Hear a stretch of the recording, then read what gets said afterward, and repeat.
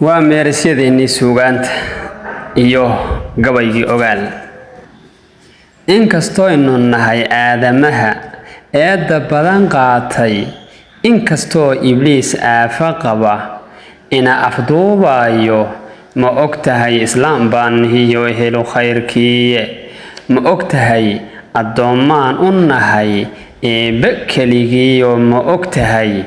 akhlaaq nimaan lahayn malaha iimaan ma ogtahay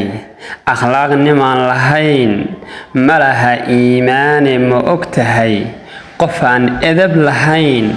aayatiin malaha ma ogtahay isqaadqaadku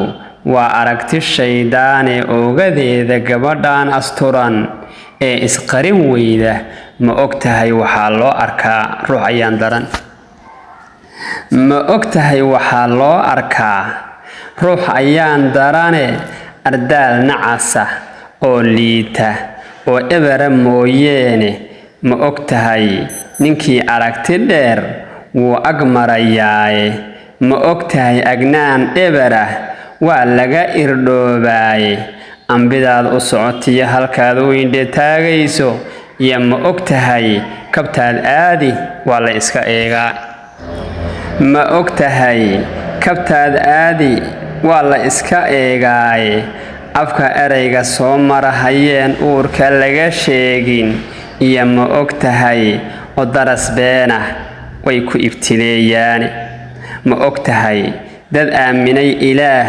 ma anfariiraan ibaryo islaam dhaba noqdo qaata amarkayga ma ogtahay ilaah bayna yiri waan aqbalayaa ma ogtahay ilaah bayna yiri waan aqbalayaa islaamnimada ruuxii inkira ee iskaba ooda ma ogtahay cadaab ololi baa uurka loo dhigiye ma ogtahay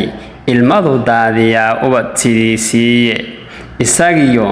ibliiskii la tagay ee iska amar qaatay ma ogtahay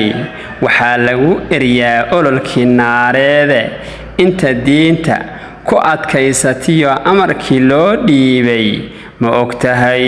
jannada udugalay ku astareexaan ilaahu nagu dar ma ogtahay jannada udugalay ku astareexaane udgoonow rasuulkeenni baan dhab u adeecna allahumma salli calaa muxamed udgoonow rasuulkeenni baan dhab u adeecnaaye ma ogtahay waxaan aawilaa inaan ag joognaaye ilaahay hadduu inoo qadaro waan u tegayaaye ilaahay hadduu inoo qadaro waan u tegaynaaye ma ogtahay jannada udugalaan aawilahayaaye ambiyadii ilaah doortayee amarka loo dhiibay iyo ma ogtahay asxaabadii baan ku arki doonaa insha allah